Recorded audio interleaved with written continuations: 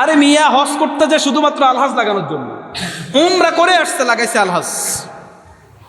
আলহাজ অমুক চৌধুরী, আলহাজ ওমর ফারুক চৌধুরী এখন কোরবানি ঈদে মাংস বিতরণ করবে, রোজার ঈদে শাড়ি বিতরণ করবে, কাপড় বিতরণ করবে।